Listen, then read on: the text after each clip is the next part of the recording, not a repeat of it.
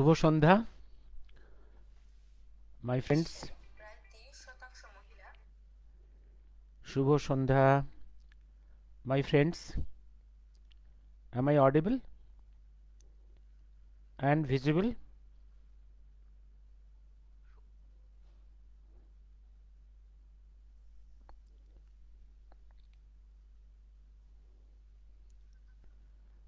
Am I audible and visible?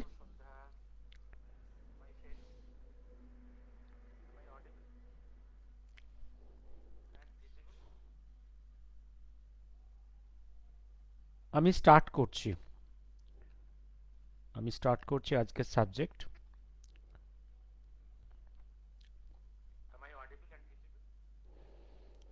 Yes. If any problem, please comment. I'll see it. আজকে আমি ওই কাহিনী নিয়ে বসবো, কারণ ওই প্রতি বছর 23 তারিখের জানুয়ারির এক সপ্তাহ আগে থেকে শিশির বোসের মহানিষ্ক্রমণের গল্প বিভিন্ন কাগজে রিপ্রিন্ট হয়। এ নিয়ে গভর্নমেন্ট অফ ওয়েস্ট বেঙ্গলের টাকা খরচ করানো হয়, একটা মিথ্যে গল্প খাওয়ানো হয়, এবং সেই মিথ্যে গল্পর উপরেও আজকে দেখলাম গত সপ্তাহে 23 জানুয়ারির সপ্তাহে ভারতের প্রধানমন্ত্রীও সেটাকেই কোট করেছেন। এই জন্যে এই গল্পটা আমাদের ডিসেক্ট করা উচিত। আমি শুরু করি। অতনু, শুভ সন্ধ্যা। নেতাজির সাইগন থেকে বেরিয়ে যাওয়ার রহস্য আজও কিন্তু অজানা। আমরা অনেকভাবে ইনডিরেক্টলি আমরা অ্যাসেস করার চেষ্টা করেছি, দ্যাটস মাচ,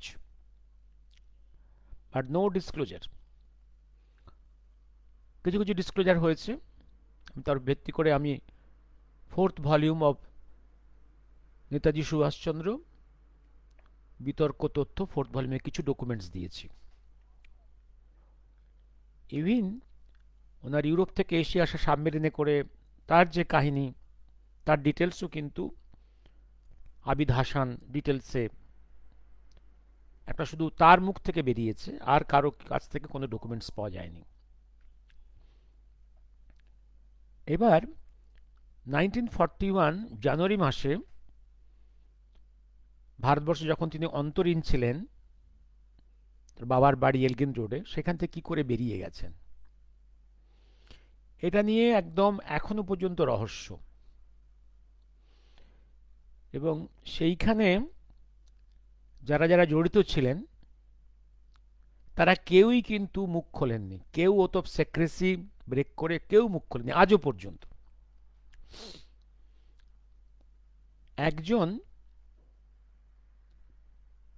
অনেক কথা বলেছে মিডিয়াতে, নাম শিশির বোস, এবং বইও লিখেছে অনেক পরে, তাও 41-এর পরে, অনেক পরে, 65-এর পর থেকে বলা শুরু করেছে, লেখা শুরু করেছে। আমি তার যে কথা, কি সে না, রাঙা কাকাবাবুকে আমি 16ই জানুয়ারি মধ্যরাত্রে এলগিন রোডের বাড়ি থেকে বের করে নিয়ে গেছি। আমি গাড়ি ড্রাইভ করেছি, নিয়ে আমি একদম গোমো কাছে, একদম ধানবাদে আমার দাদার বাড়ি পর্যন্ত পৌঁছে দিয়েছি। দাদা মানে অশোক বোস পেট্রোকেমিক্যাল ইঞ্জিনিয়ার, উনি সেখানে তখন পোস্টেড ছিলেন, তার বাংলায় পৌঁছে দিয়েছেন, এটা কাহিনী। এবং সেখান থেকে পরের দিন রাত্রে রাঙা কাকাবু গোমো স্টেশন হয়ে বেরিয়ে গেছেন, এই তো কাহিনী। এবার প্রথমে আসি আমি এই গল্পে। আপনারা নিশ্চয়ই এই বইগুলো অনেকে পড়েছেন, বা এ তো অনেকেই কোট করেছে, কিন্তু আপনাদের অনুরোধ করেছি বারে বারে বইগুলো পড়ুন। 70-র পরে 75-এ 65-এর পর থেকেই উনি গল্প বলা শুরু করেছেন, রাঙা কাকাবাবু উনি পৌঁছে দিয়েছেন। এবং দেখবেন নরেন্দ্রনারায়ণ চক্রবর্তীর একটা বিখ্যাত বই 3 ভলিউমে আছে, সুভাষচন্দ্র সঙ্গ প্রসঙ্গ।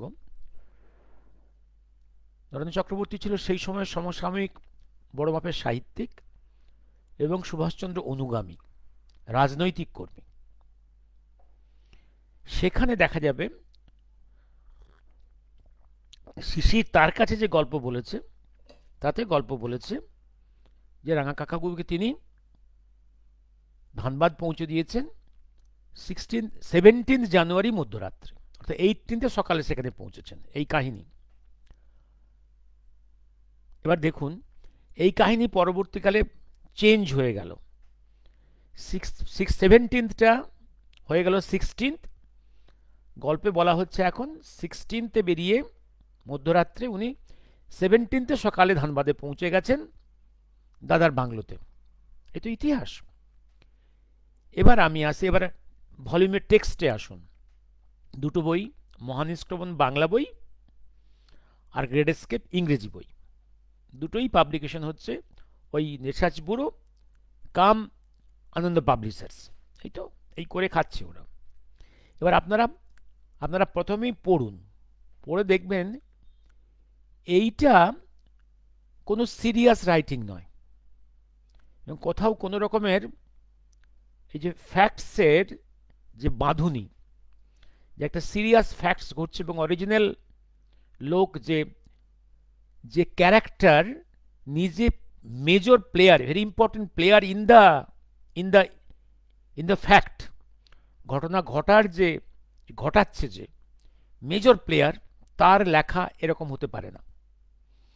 দেখুন গাড়িতে প্রথমেই দেখুন রাঙা কাকাবাবুর মধ্যরাত্রে উনি যে গাড়িটা ব্যবহার করছেন শিশির বোস গল্প অনুযায়ী, সেটা বাড়িরই গাড়ি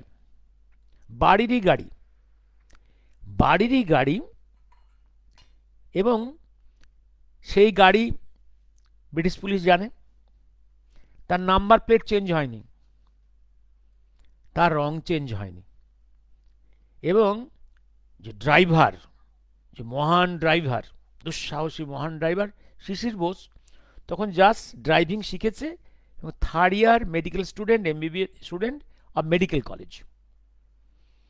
তার উপরে বিশাল দায়িত্ব, তিনি রাঙা কাকাবাবুকে ধানবাদ পৌঁছে দেবেন। এবং গাড়িতে ওঠার সময় রাঙা কাকাবাবু পেছনের দরজাটা জোর করে বন্ধ করলেন, এবং গাড়ির দরজা বন্ধ করার শব্দ হলো। আমি আতকে উঠে রাঙা কাকাবু বললাম, এ কি তুমি করলে? এবং সেই গাড়ির দরজা বন্ধ করার শব্দে রাস্তার কুকুরগুলো ঘুম ভেঙে গেল,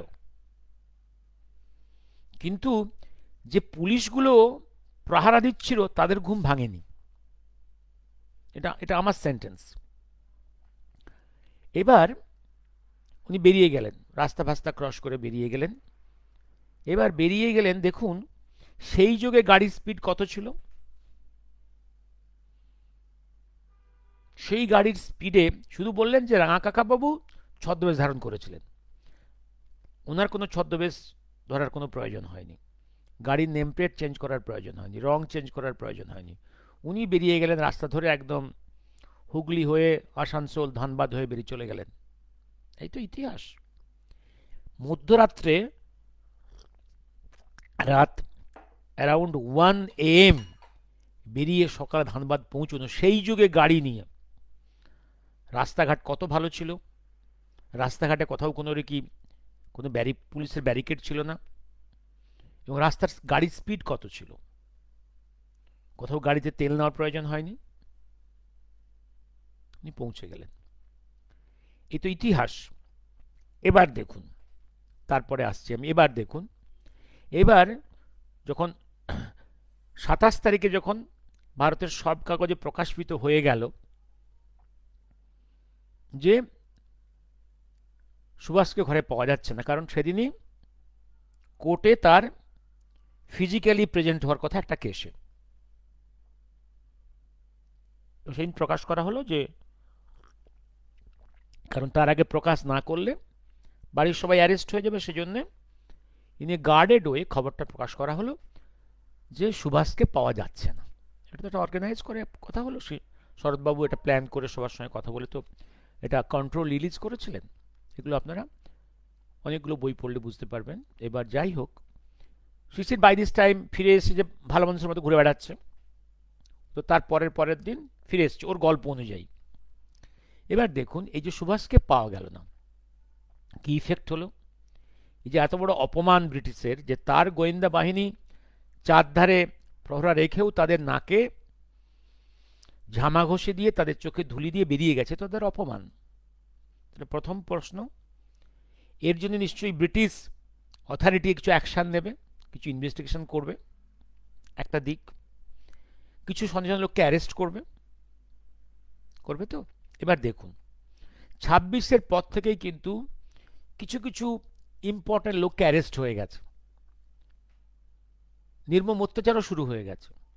সত্যবক্সীকে জেলে চলে গেছেন, এরকম অনেকে জেলে চলে গেছেন,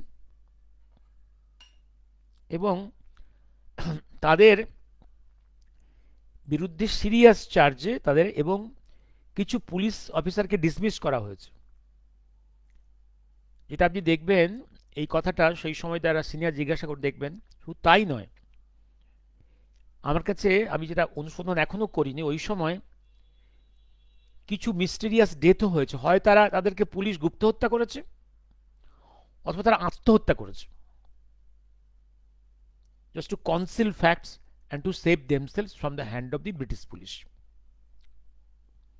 এবং দেখবেন ওই সময় অনেক পরে 1944-এর ফ্রম বার্মা থেকে সুভাষচন্দ্রের রেডিও স্পিচে দেখুন উল্লেখ আছে যে আমার চলে যাওয়ার পরে ব্রিটিশ ক্ষিপ্ত হয়ে ওঠে এবং প্রচুর পুলিশকেও ওরা ডিসমিস করে, উল্লেখ আছে। তাহলে এইসব নিয়ে তো পুলিশের ফাইল থাকবে, যে পুলিশ ফাইল কোথায়। এবার দেখুন, শিশির অ্যারেস্ট হয়েছে, শিশির কবে অ্যারেস্ট হয়েছে? Not in 1941, not in 42, not in 43, but in 44। দেখুন ভালো করে, ওর বইয়েই দেখুন, 44-এ অ্যারেস্ট হয়েছে, অর্থাৎ 3 বছর পরে। 3 বছর পরে দেখবেন ওর গ্রেড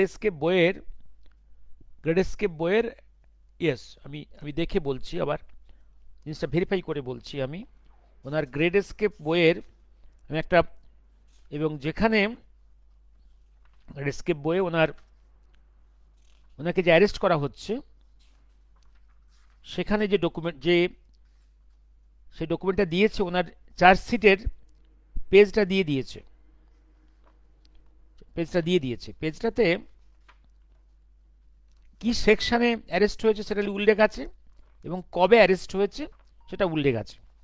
দেখবেন ওখানে আমি দেখে বলে দিচ্ছি, 44-এ, অর্থাৎ ঘটনা ঘটার 3 বছর পরে, 3 বছর পরে,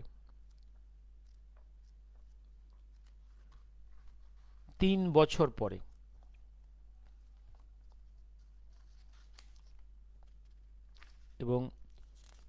এবং যে সেকশনে তাকে অ্যারেস্ট করা হয়েছে, মনে রাখবেন সেই সেকশনে সেই সময় ভারতবর্ষে হাজার হাজার লোককে অ্যারেস্ট করা হয়েছিল as sympathizer of Subhas Bose, as party member of Forward block.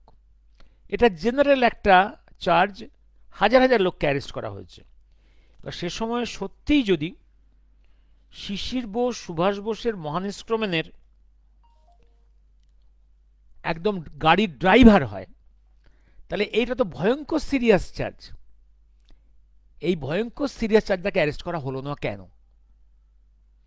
এই চার্জে তো তার পানিশমেন্টটা অনেক বেশি হতো, অনেক সিরিয়াস স্পেসিফিক চার্জ। একটা জেনারেল চার্জে যে উনি ফরাল ব্লকের যে সেকশনে ফরাল ব্লকের মেম্বারদেরকে অ্যারেস্ট করা হয়েছিল, সেই সেকশনে অ্যারেস্ট করতে যাবে, তার থেকে তো অ্যাডিশনাল এই চার্জটা ছিল অনেক বেশি ভয়ঙ্কর। এইটা কেন ব্যবহার করা হলো না? আমি ওনার বইয়ে আছে এবং বই থেকে আমি টুকে দিয়ে দিয়েছি, আমার বিচিত্রা বইয়ের অ্যাপেন্ডিক্সে এটা দিয়ে দিয়েছি। আমি আমি বলছি, হ্যাঁ অ্যাপেন্ডিক্সে আছে, অ্যাপেন্ডিক্সে আছে, হ্যাঁ, ইয়েস, 44-এ, নিউ দিল্লি, 7ই নভেম্বর।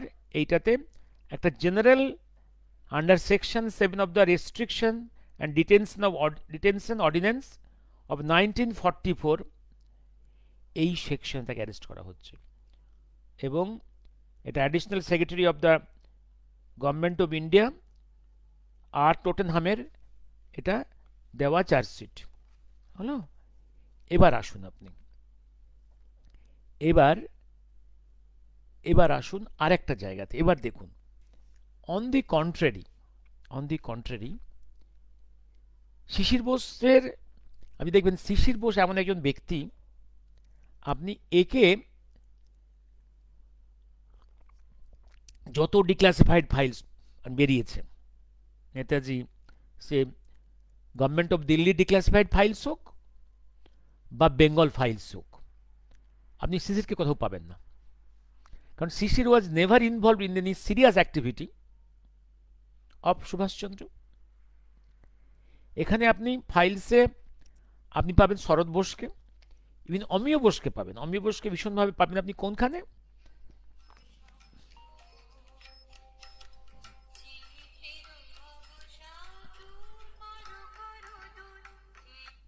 আমি 1 ঘন্টা পরে করছি।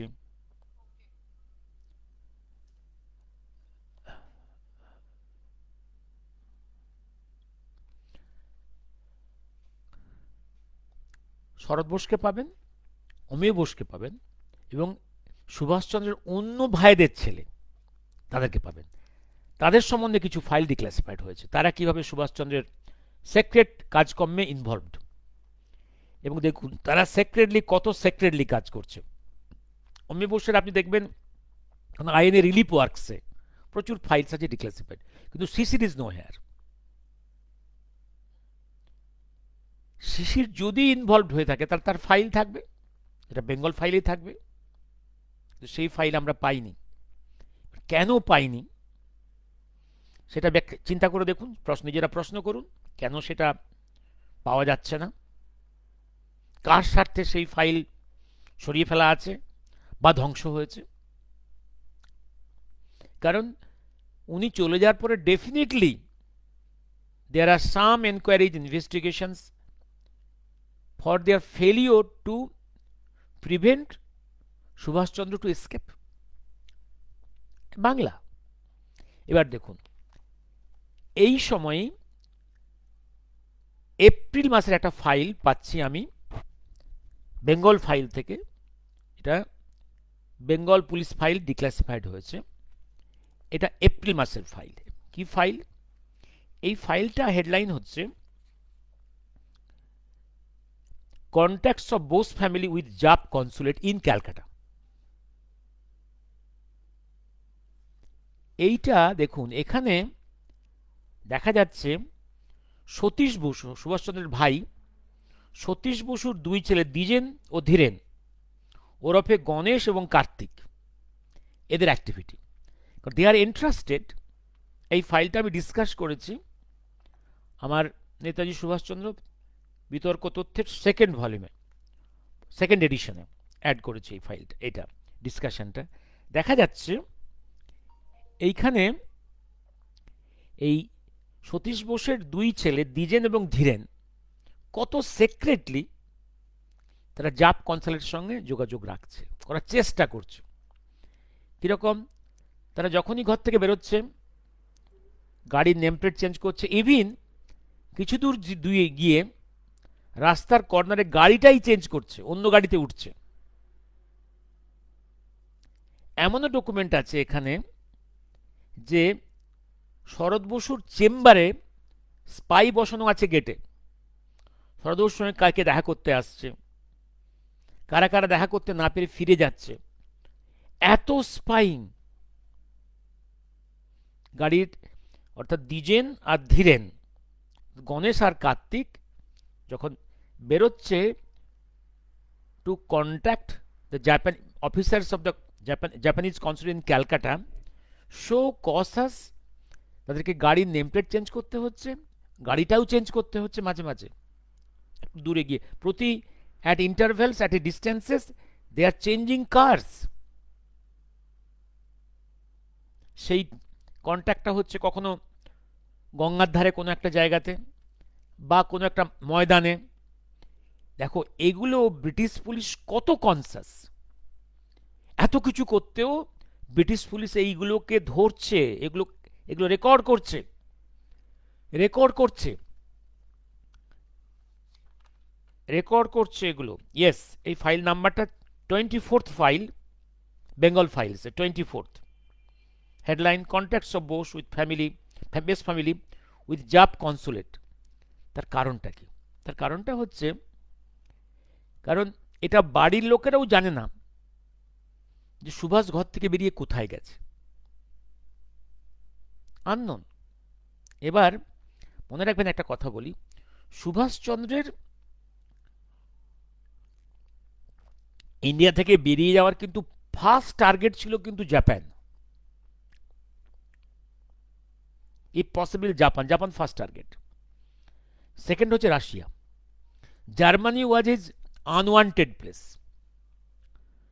আন্ডার সিচুয়েশন কম্পালশন তাকে ফর এ পিরিয়ড জার্মানিতে যেতে হয়েছিল। তার জাপানি কন্ট্যাক্টস আগে থেকেই আছে, জার্মান কন্ট্যাক্টসও আছে, বাট জার্মানি বা জার্মানি যাওয়াটা কিন্তু তার ডিজায়ার ছিল না, বরং তার ডিজায়ার ছিল ইউরোপের দিকে গেলে তার রাশিয়া, সাউথ এশিয়াতে গেলে ফার্স্ট প্রিফারেন্স জাপান। এগুলোতে অনেক করবোরেট ডকুমেন্টস আছে। এবার দেখবেন এই যে জাপান আর জার্মানির সঙ্গে সুভাষচন্দ্রের গোপন যোগাযোগ 38-এর আগে থেকে, 38-39 এই সময়, এটা কিন্তু আমরা কেউ জানি না। এটা প্রথম ডিসক্লোজ কিভাবে হলো? 1960-তে কে এম মুন্সি, বোম্বের খুব এক বিখ্যাত কংগ্রেস নেতা, গান্ধীবাদী কে এম মুন্সি 1960-তে ডিসেম্বরে একটা প্রেস কনফারেন্স করে, তাতেই প্রথম প্রকাশ করেন একটা তথ্যটা হচ্ছে একদম,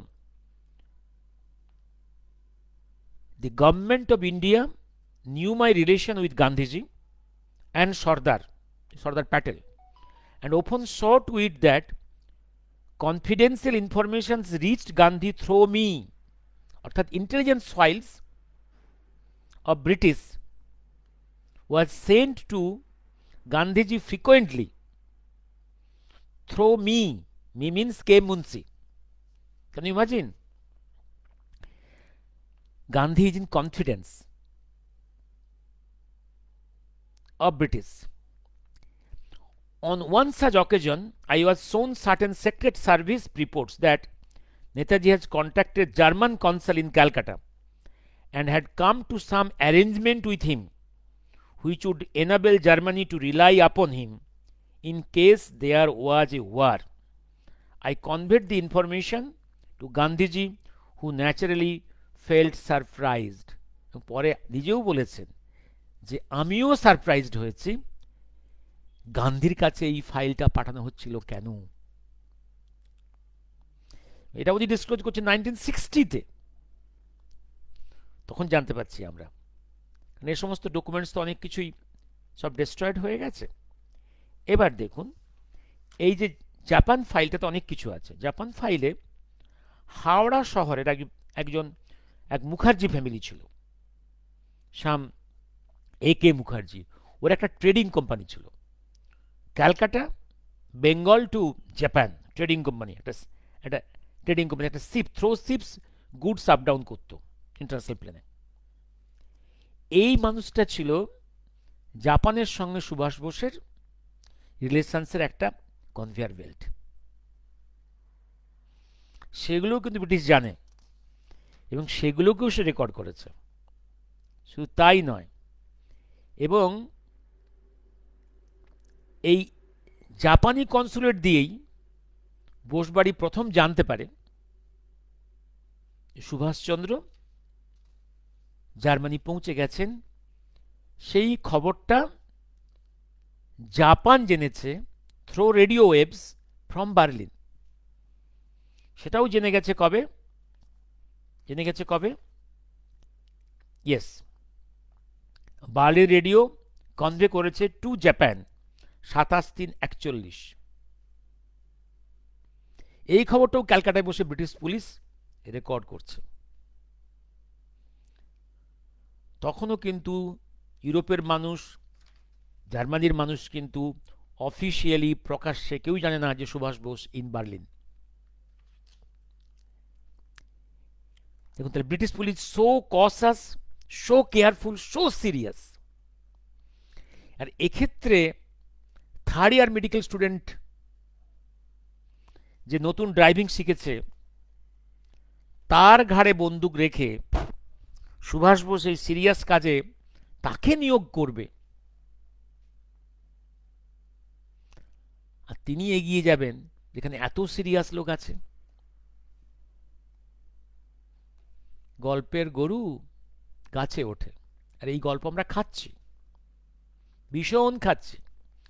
এবং সেই গাড়িটার পেছনে লক্ষ লক্ষ টাকা খরচ করছে গভর্নমেন্ট অফ ওয়েস্ট বেঙ্গল। এবং এই গল্প প্রচার করে শিশির বোস তো বিখ্যাত হয়েছে, একদম বিখ্যাত।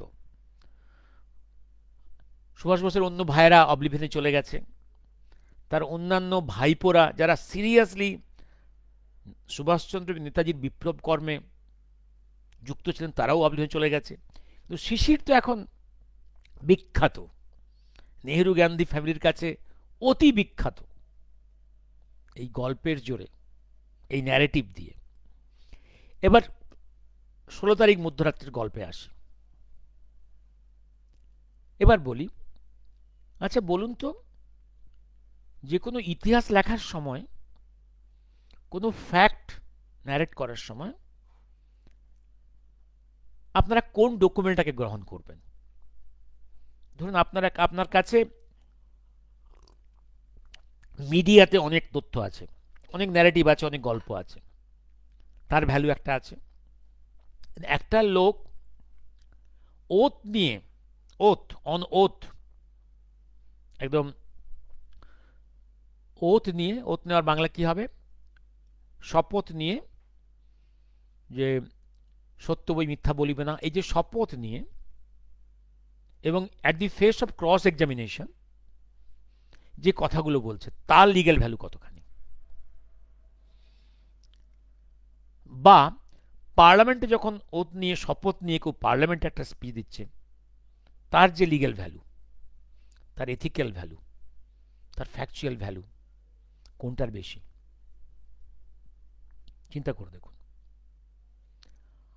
আর ধরুন রবি ঠাকুরের মতো একজন ওই মাপের মানুষ কিছু লিখে দিয়ে গেল, তার ভ্যালু কোনটা ভালো, সেটা আপনারা চিন্তা করে নিন। শিশির বোস কি জীবনে কখনো ওথ নিয়ে, শপথ নিয়ে কখনো কোনো কথা বলেছেন? কোনো কোর্টে ডাকলে, কমিশনে ডাকলে কখনো গিয়েছেন? শিশির বোসের যে গল্প কাহিনী মহানিষ্ক্রমণ বা গ্রেট এস্কেপে কোথাও কি ফ্যাক্টসের করবোরেশন আছে? ওখানে ওই বইয়ে অন্য ভাইপো ভাইজিদের যে নামগুলো আছে, তাদের বক্তব্যের কোনো করবোরেশন আছে কি বইয়ের মধ্যে? মনোলগ দিয়ে কি ইতিহাস লেখা যায়, যে মনোলগের কোনো করবোরেশন নেই? প্লাস যে মনোলগের কোনো ক্রস এক্সামিন্ড হয়নি, যে মনোলগটা সে অন ওথ দেয়নি, শিশির বোসের এই মনোলগ, এই স্টোরির কি ভ্যালু আছে? অন দি কন্ট্রারি, আমি জাস্টিস খোসলা কমিশনে 4 জন ব্যক্তির অন ওথ কি বলেছেন এইটা বলবো। ওখানে তো 16 তারিখের সব গল্প, শিশির বোসের গল্প। এবার আমি বলছি 4টা ওথ। একটা হচ্ছে সত্যবক্সী সম্বন্ধে কি ধারণা? সত্যবক্সী ধান্দাবাজ, মিথ্যেবাদী না শিশির ঘোষ ধান্দাবাজ? মিথ্যেবাদী। ভারতবর্ষের বিপ্লব সাধনায় কার অবদান? একটু ভাবুন, ভাবতে ভাবতে শিখুন। সত্য বক্সী, যাকে একদম অন্ধকার গুহায় নিক্ষেপ করা হয়েছিল। তিনি কি বলছেন? Oath, Khosla commission records, evidence records, page 3827 through 3828, এই পেজটাতে সত্যবক্সীকে প্রশ্ন করা হয়েছিল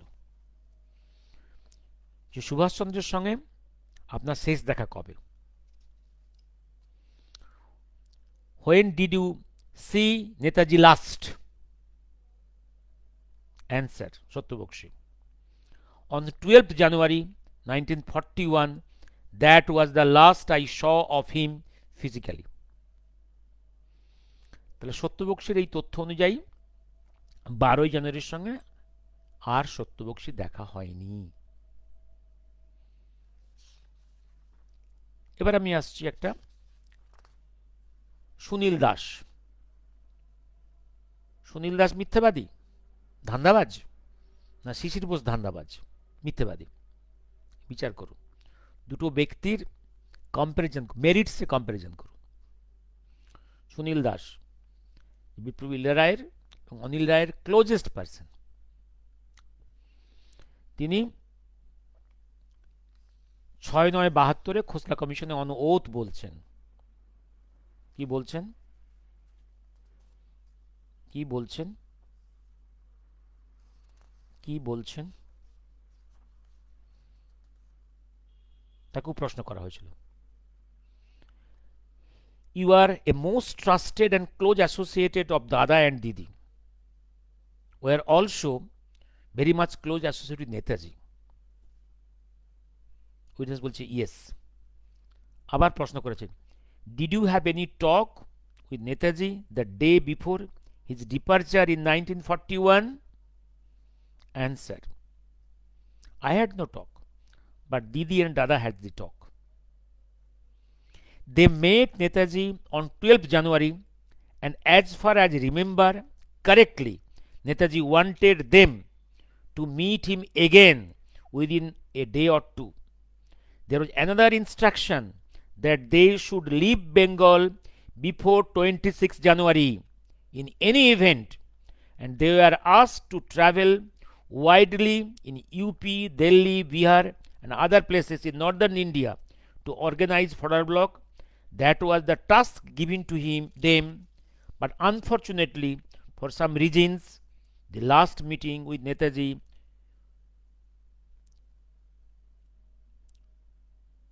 did not mature. অর্থাৎ পরবর্তী মিটিংটা আর হওয়ার আর সম্ভব হয়নি।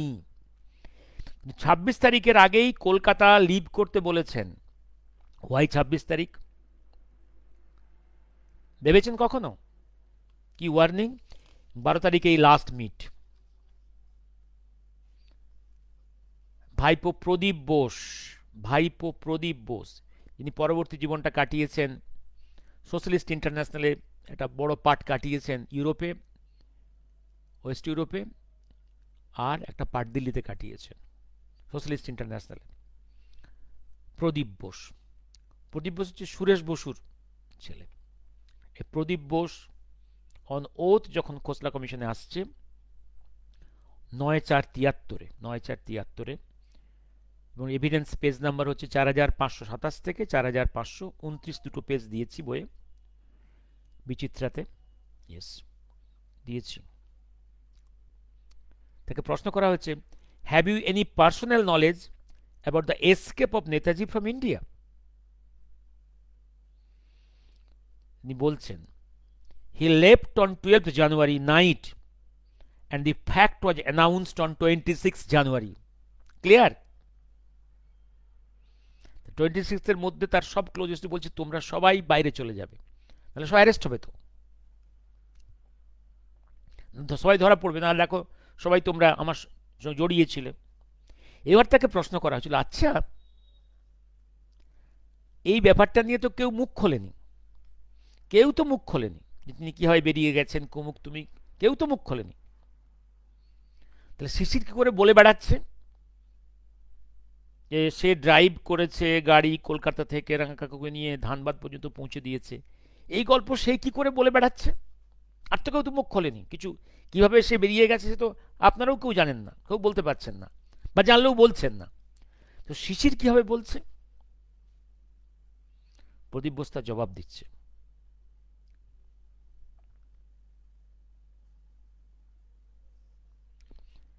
শিশির Bose has recently published the story, but Aurobindo has never published any statement which most seriously involved in all the revolutionary activities of Netaji Subhash Chandra.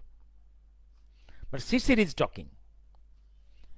I should personally think that it is very interesting question of integrity. Yes, Pradip Bose himself is questioning the integrity of character of Shishir Bose. Still I would say that if I would have been a Habibur Rahman's position, and if there was not any indication to say otherwise, I would have stuck to the same story.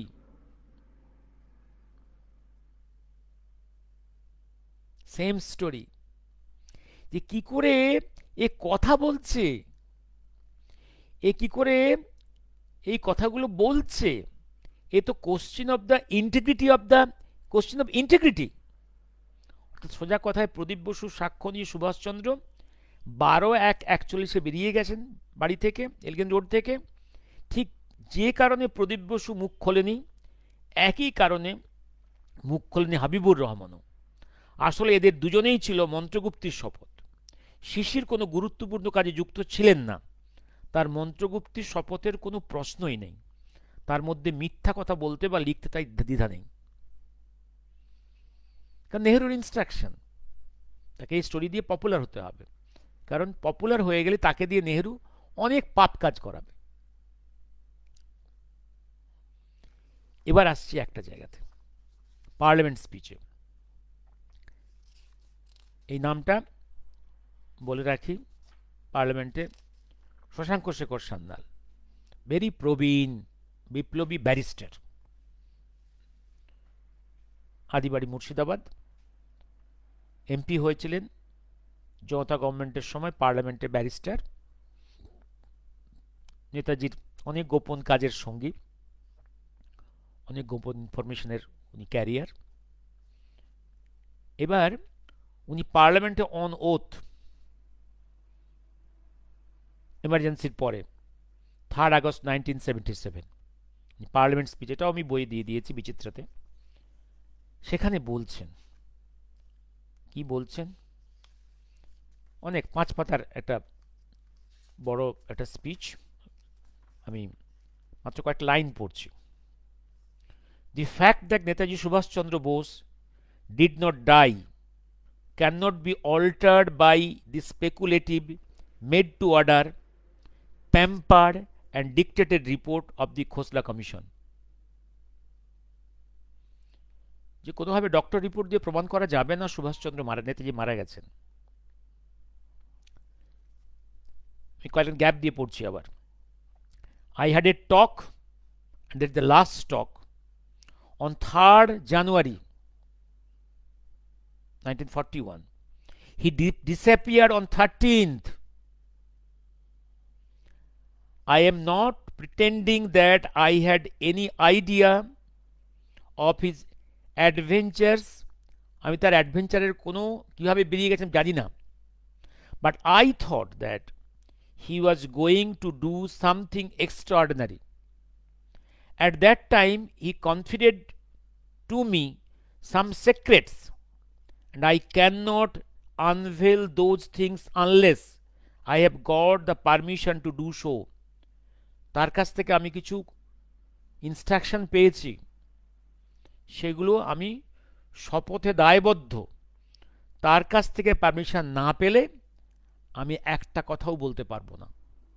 I am waiting for that permission. I want this parliament and government joining the parliament to ask for the commissioning of the leadership. আমি আর further commission করতে বলছি না, আমি বরং সবার কাছে appeal করছি in the parliament for commissioning of the leadership of Netaji with folded hands. একদম করজোড়ে তার কাছে ক্ষমা চেয়ে নেতাজি লিডারশিপের প্রতিষ্ঠা করার জন্য সমস্ত দেশবাসী সমস্ত পার্লামেন্টকে আমি অনুরোধ করছি। At this juncture I tell you that in 1946-47 when the top leaders of the Congress were hatching conspiracy of partition against our election manifesto, myself and Sharad Bose were MLAs isolated from the rest of the Congress leaders. Myself and Sharad Bose were against partition. অনেক কথা আছে পরপর। এই জায়গাটা ভীষণ important, এবং হাবিবুর রহমানের সঙ্গে ওনার ডিরেক্ট যে কথাবার্তা সেটাও আছে এর মধ্যে। স্টেটমেন্ট, উনি ব্যারিস্টার, হি ইন্টারোগেটেড হাবিবুর রহমান, সেখান থেকে কি ফ্যাক্ট বেরিয়ে এসছে, হাবিবুর যে মিথ্যা কথা বলছে এবং whatever he is telling as per the comment of his commander, সমস্ত উল্লেখ করেছেন এখানে। হ্যাঁ, আমি এবার আপনারা ঠিক করুন আপনারা কার কথা বিশ্বাস করবেন। এবার শেষে আসি আমি রবি ঠাকুরের কথায়। রবি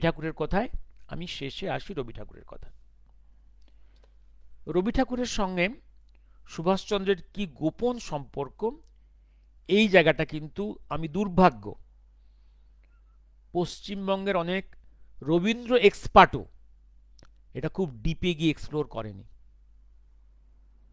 মনে রাখতে হবে, আমি রবীন্দ্রনাথের সঙ্গে তার চিঠিপত্র আদান প্রদান, কথাবার্তা, ডায়লগের কিছু জায়গায় ডিকোডিং করেছি, এবং মনে রাখতে হবে রবীন্দ্রনাথ কিন্তু is connected to the revolutionary activities, connected. এই যে ভারতীয় বিপ্লবীরা নর্থ আমেরিকাতে বা সাউথ ইস্ট এশিয়াতে ছিলেন, তাদের সঙ্গে তিনি যুক্ত। ভারতবর্ষের যে বিপ্লবীরা, আগুন খাকো বিপ্লবীদের সঙ্গে তিনি যুক্ত। সেই জায়গাগুলো ডিকোডিং করেছে কিছু কিছু আমার এই বইয়ের মধ্যে, কত কিছু জায়গা থেকে, এবং রবি ঠাকুরের কথার মধ্যেই তার ইঙ্গিত আছে। যখন শান্তিনিকেতন যখন সুভাষচন্দ্রকে নিয়ে গিয়ে তিনি আম্রকাননে বসিয়ে কথা বলছেন যে আমার দেশবাসী আমাকে চেনে না, তারা আমার অর্ধেকটা চেনে, একদম দুঃখ করে বলছেন, সুভাষচন্দ্রকে বসিয়ে আম্রকাননে বলছেন। সেই জিনিসগুলো সব তুলে ধরেছি বইয়ের মধ্যে, এবং গোপন রিলেশনটা কত গভীরে আমি তিনটে মিটিংস উল্লেখ করেছি সুভাষচন্দ্রের সঙ্গে রবি ঠাকুরের। এই তিনটে মিটিংস খুব সিগনিফিক্যান্ট। দূর থেকে লোকে দেখছে, এবং সব 39-40-তে দূর থেকে দেখছে সবাই যে একদম একান্তে সুভাষচন্দ্র এবং কবিগুরু কথা বলছেন। No third person is allowed to stand in between, no third person. দূর থেকে পুলিশ দেখছে, দূর থেকে অনুগামীরা দেখছে, no third person was allowed to stay in between. এটা হাওড়া স্টেশনে হয়েছে, এটা জোড়াসাঁকোর বাড়িতে হয়েছে, এবং কেউ কখনো দুজনের মধ্যে কেউ কখনো একটা কথা বলেনি কি নিয়ে কথা হয়েছে। টাইমটা খুব সিরিয়াস, টাইমটা হচ্ছে তিনটে মিটিং মেনশন করে দিয়েছি বইয়ে, একদম 1939-1940। Subhaschandra is cornered by the Congress, cornered, এবং কবিগুরুও কিন্তু একটা শব্দ কথাও ডিসক্লোজ করছেন না যে কি নিয়ে তিনি সুভাষের সঙ্গে কথা বলছেন, কি নিয়ে সুভাষ কথা বলছে, কি কথা, কাউকে কিচ্ছু বলেননি। কারণ কবিগুরুর চারধারে একদম গান্ধী ভক্তরা তখন ছড়িয়ে ছিটিয়ে আছে, encircle, Kabiguru is encircle by the enemies of Subhash, also Gandhi ভক্ত। সুতরাং কিছু মুখ ফসকে উনি বলছেন না কি কথা হচ্ছে দুজনের মধ্যে। এবার আমি আসছি। এবার সুভাষচন্দ্র চলে গেছেন 26 27 তারিখে, 26 তারিখে জানানো হয়ে গেছে, 27 খবর কাজে হেডলাইন। ওদিকে রবি ঠাকুর উদ্বিগ্ন। এটা কিন্তু মনে রাখবেন, উদ্বিগ্ন হওয়ার ভান করছেন। উনি সব জানেন তার সুভাষ কোথায় বেরিয়ে গেছে, কিভাবে বেরিয়ে গেছে। এটা পরবর্তীকালে মহাকালের কথার মধ্যে আছে, রবি ঠাকুরের কথার মধ্যে আছে। দেখবেন এই জানুয়ারির পর থেকে কবিগুরুর যত গান, যত গানের সুর, যত কবিতা, ছোট গল্প, সব কিছুর মধ্যেই সুভাষচন্দ্রের ছায়া আছে। সুভাষচন্দ্রের এই যে চলে যাওয়ার ছায়া, এবং আগামী দিনের যে মহাপুরুষের আবার অভ্যুদয় ঘটবে, সেই অভ্যুদয়ের আহ্বান গানের মধ্যে। গানকে নতুন সুর দিচ্ছেন, প্রবন্ধ লিখছেন, ছোট গল্প লিখছেন, সব এই এই সুর। একটা জিনিস বলি, আমি ছোট গল্পটা বলার আগে মনে রাখবেন, আমি এবার যাব ওই মহামানব আসে, নতুন সুর দিলেন, আরও কিছু কিছু আছে ওনার। আমি শেষ জীবনে লেখাগুলো, কবিতা, গান, ছোট গল্প, প্রবন্ধ সবগুলো অ্যানালাইসিস করেছি, এবং রবীন্দ্র এক্সপার্টরা এই লেখাগুলোর সম্বন্ধে কি ইমপ্রেশন দিয়েছে সেগুলো এই বইয়ের মধ্যে, বৃত্তের মধ্যে দিয়েছি। এটা নিয়ে আর বাড়িয়ে কথা বলবো না, শুধু আমি রবীন্দ্রনাথের এই ছোট গল্পের ওই কটা লাইন পড়ে একটু বিশ্লেষণ করে বেরিয়ে চলে যাব। কতক্ষণ হলো? ও 49, মানে 45 মিনিটস হয়ে গেছে। আমি একটু বলে থেমে যাব।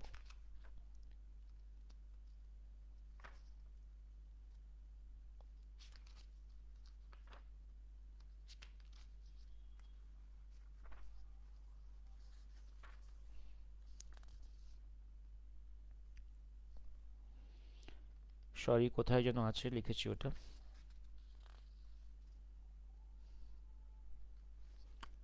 হ্যাঁ, বদনাম বদনাম বদনাম বদনামটা আপনাদেরকে বহুবার পড়তে বলেছি আমি। বদনামের ওই 5টা লাইন, আসলে এত কথা উদ্ধৃত করেছি রবীন্দ্র এক্সপার্টদের। ওই মহানব আসে আবার গানটা সুর দিলেন, ছোট গল্প। এই বদনাম মনে রাখবেন, তখন রবীন্দ্রনাথের জীবনে অসুস্থ তিনি। জানুয়ারি ফেব্রুয়ারি থেকে উনি অগাস্টে মারা গেলেন, এবং অগাস্টে ওনার মৃত্যুর সময় অনেকগুলো ছোট গল্প আনপাবলিশড পড়ে আছে, কিন্তু উনি সেগুলো নিয়ে কোনো রকম দুশ্চিন্তা করছেন না বা কাউকে তাড়া দিচ্ছেন না। কিন্তু বদনাম গল্পটা ছাপার জন্যে উনি রমানন্দ চট্টোপাধ্যায়কে তাড়া দিচ্ছেন, ভীষণ তাড়া দিচ্ছেন, তুমি শিগগিরই ছাপো এটা। এইবার বদনাম গল্পটা উনি কীভাবে লিখছেন, তখন উনি এত অসুস্থ, উনি নিজে হাতে কিছু লিখতে পারছেন না। উনি কখনো ওনাকে কেউ স্নান করাচ্ছে, ভাইজেরা বা বৌমারা গায়ে জল ঢেলে দিচ্ছে, স্নান করে দিচ্ছে, বা একটু শুয়ে আছেন খাওয়ার পরে, ওই উনি মুখে 2 লাইন বলছেন, 4 লাইন বলছেন, ওটা কেউ না কেউ লিখে রাখছে। এই সবগুলো লেখাগুলোকে কম্পাইল করে এই বদনাম গল্পটা লেখা হলো, এবং এটা উনি পাঠিয়ে দিলেন আনএডিটেড টু রমানন্দ চট্টোপাধ্যায়। বলে পাঠালেন তুমি এটা এডিট করে ছেপে দাও। রমানন্দ চট্টোপাধ্যায় খুব ভয় পেয়ে গেলেন যে কবিগুরুর লেখা আমি কি করে ছাপবো, এটা তো আমার পক্ষে ছাপা সম্ভব নয়, এডিট করা। উনি ভয়ে ভয়ে ওয়েট করছেন। তারপর ধমক দিয়ে আবার চিঠি লিখলেন, তুমি এখনো এটা ছাপলে না। উনি লিখলেন যে আপনার লেখা আমি কি করে এডিট করব। আবার চাপ দিলেন এটাকে শিগগির ছাপার জন্য। আমি ছোট গল্পের এই যে 4টে লাইন আপনারা অনেকেই মুখস্থ করেছেন, আমি বহুবার বলেছি। এই যে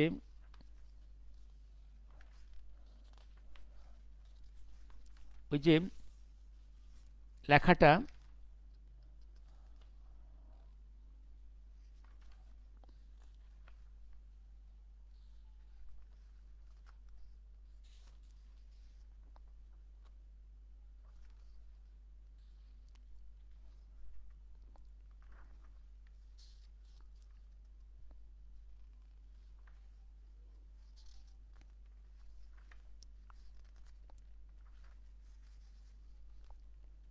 সরি, কারো মনে আছে দু লাইন? এই একটা জায়গায় বলছেন যে এই যে বিপ্লবী অনিল মিত্তির চলে যাচ্ছে, তাই তো ঘটনাটা?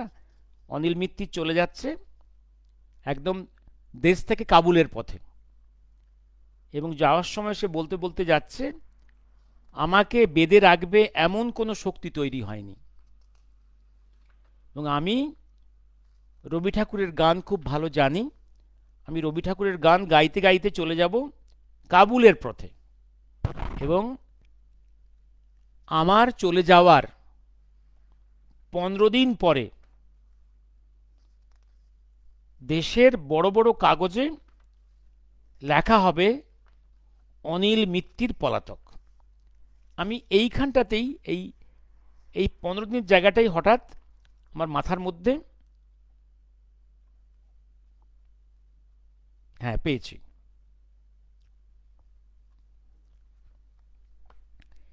আমাকে আপনারা বাঁধতে পারবেন না, রবি ঠাকুরের একটা গান আমার কণ্ঠস্থ, আমারে বাঁধবি তোরা, সেই বাঁধন কি তোদের আছে? এই গান অনেকবার গেয়েছি, আবার গাইব, তারপরে চলবো আফগানিস্তানের রাস্তা দিয়ে, যেমন হোক পথ করে নেব। আরও 15 দিন পরে খবরের কাগজে বড় বড় অক্ষরে বের হবে অনিল বিপ্লবী পলাতক। আরও 15 দিন পরে। এবং সমস্ত এক্সপার্টরা, যারা যারা রবীন্দ্র এক্সপার্ট, যারা যারা এই কাহিনীটাকে ডিসেক্ট করেছে, তারা সবাই কিন্তু এক বাক্যে বলেছে, যেটা হচ্ছে সুভাষচন্দ্রের চলে যাওয়ার তার ছায়া। কথাটা ভীষণ সত্যি, কিন্তু কেউ এই লাইনটা জানি না কেন মিস করে গেছে। 15 দিন পরে দেশের কাগজে সব বড় বড় অক্ষরে লেখা হবে, আর 15 দিন পরে খবরের কাগজে বড় বড় অক্ষরে বের হবে বিপ্লবী অনিল মিত্তির পলাতক। কত ভেতরের কথা না জানলে এই জিনিস তো বলা যায় না।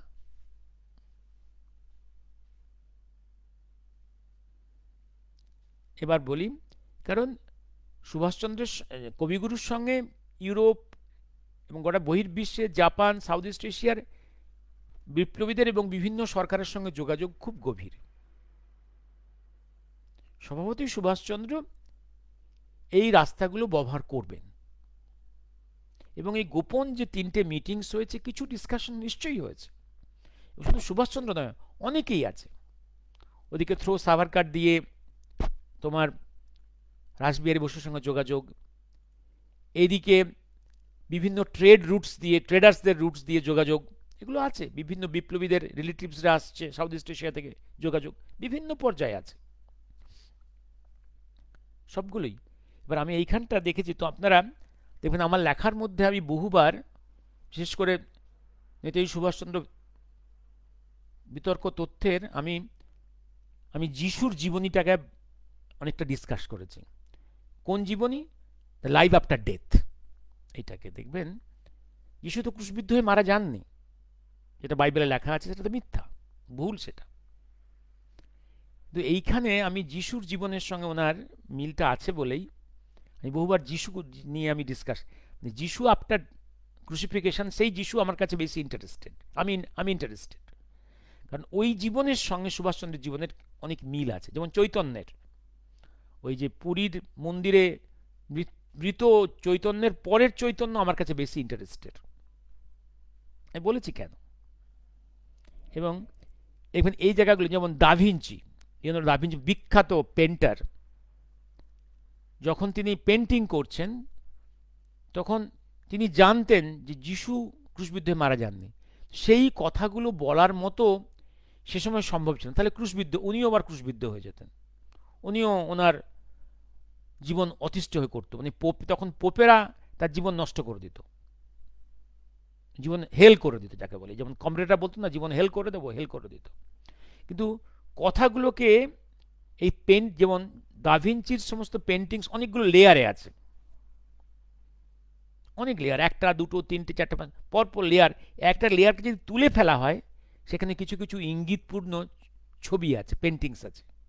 সেই পেন্টিংসের মধ্যে জেসাস আফটার ক্রুসিফিকেশন তার কিছু ঘটনা ছবি আঁকা আছে।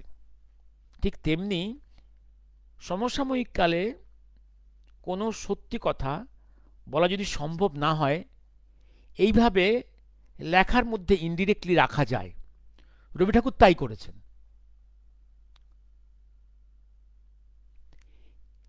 এই জায়গাগুলো রবি ঠাকুর তাই করে গেছেন, কারণ তখন তার পক্ষে বলা সম্ভব ছিল না যে সুভাষচন্দ্র আমার সঙ্গে মিট করে গেছে, আমার আশীর্বাদ নিয়ে গেছে, এই কথাগুলো সম্ভব ছিল না, কিন্তু ইঙ্গিতে বলে যাচ্ছেন।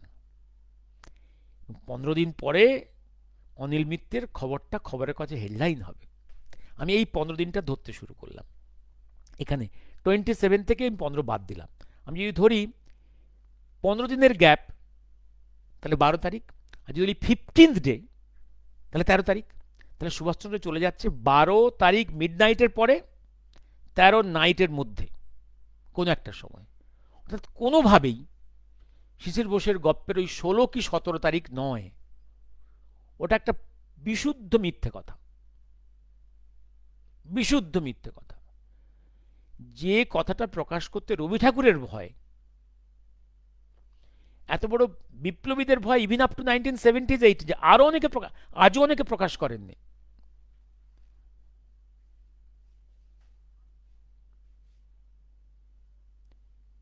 শিশির এমন কি বিপ্লবী যে এই কথাটা প্রকাশ করতে হবে? কি জন্যে? কোন স্বার্থে?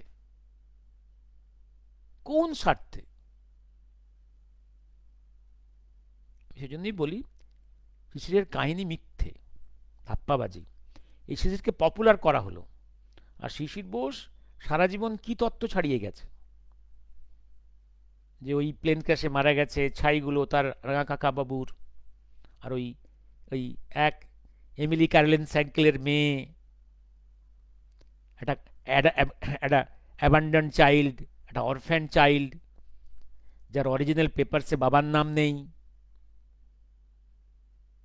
তাকে তুলে এনে এপিডেভিট চেঞ্জ করে ব্রিজেটির পরিবর্তে বোস বানিয়ে, অনিতা ব্রিজেটি স্যাঙ্কেলকে অনিতা বোস বানিয়ে ভারতবর্ষের কাছে তুলে ধরার নেহরু চক্রান্তের এজেন্ট। এই তো শিশির বোস। সেই শিশির বোসের এজেন্টগুলো বসে আছে এখন। কৃষ্ণা বোসটা মারা গেছে। একদিন বলেছিলাম, এই যে এলগিন রোডের বাড়ি কি করে এক সময় হয়েছিল, এলগিন রোড বাড়ি তো ক্রোক হয়ে গেছিল, ব্রিটিশরা ক্রোক করে নিয়েছিল।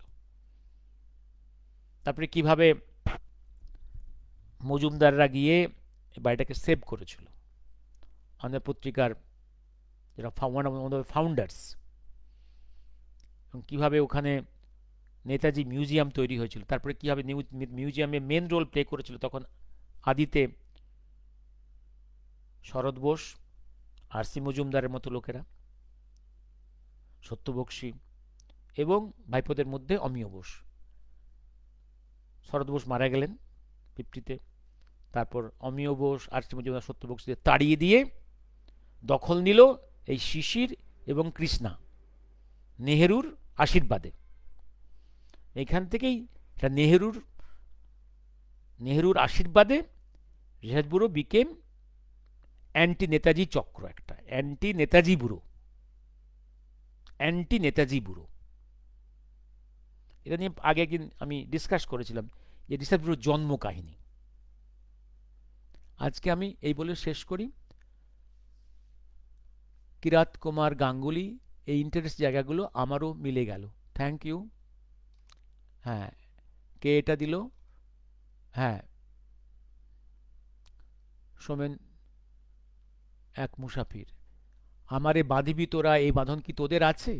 এই গান অনেকবার গেয়েছি, আবার গাইব, তারপরে চলবো আফগানিস্তানের রাস্তা দিয়ে, যেমন করে হোক পথ করে নেব। আপনাদের সঙ্গে আমার এই কথা রইল। আর 15 দিন পরে খবরের কাগজে বড় বড় অক্ষরে বেরোবে, অনিল বিপ্লবী পলাতক। হ্যাঁ, আজ প্রণাম হই। তথ্যসূত্র বদনাম গল্পগুচ্ছ, রবীন্দ্রনাথ ঠাকুর। ইয়েস, এই 15 দিনের ডিকোডিংটা একদিন বছর 5 আগে মাথার মধ্যে ফ্ল্যাশ করে গেল। তারপর থেকে আমি এই সূত্র ধরে ধরে all depositions in Shahnaz Khan Khosla কমিশনের এই পর্যন্ত দেখলাম বাহ, even parliament speech by barrister revolutionary Shashanka Sekhar সান্যালের সব ম্যাচ করে যাচ্ছে, 12, 12, 12, 13, 12, 13 এই ম্যাচ করে যাচ্ছে পরপর সব। এবার দেশ জনগণ ঠিক করুক কার কথা শুনবে। মিথ্যে কথার অনেক টেস্ট থাকে, মিথ্যে কথা, চটকদারি মিথ্যে কথায় রসালো গল্প অনেক টেস্টফুল হয়, সত্য অত এরকম টেস্টি হয় না।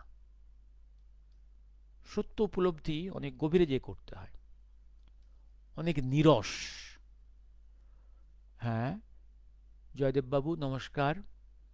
Debjit sir good evening. Netaji Subhash Chandra road থেকে কি ঢাকার নবাবের গাড়ি দিয়ে বেরিয়ে যান?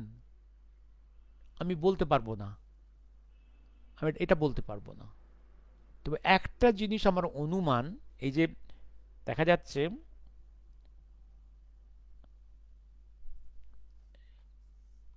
এক খুব হাই লেভেলে একটা একটা একটা তো সাপোর্ট ছিলই, খুব হাই লেভেলে। কারণ এর মনে রাখতে হবে সেই সময় আমি ইঙ্গিত করি, সেই সময় বঙ্গদেশে রুল করছে প্রেমিয়ার ফজলেল হক, আর ফজলে হকের সঙ্গে বোসবাড়ির সুভাষচন্দ্র শরৎচন্দ্রের যোগাযোগটা খুব গভীর এবং খুব আত্মিক। মনে রাখবেন তখন বেঙ্গল পুলিশের বা অ্যাডমিনিস্ট্রেশনের একটা অংশ definitely loyal to prime minister Fazle Huq, একটা অংশ লয়াল টু গভর্নর। এবার প্রাইম মিনিস্টার ফজলে হকের একটা অংশ যে লয়াল, তার মধ্যে ডেফিনেটলি একটা অংশ প্যাট্রিয়টিক হবে।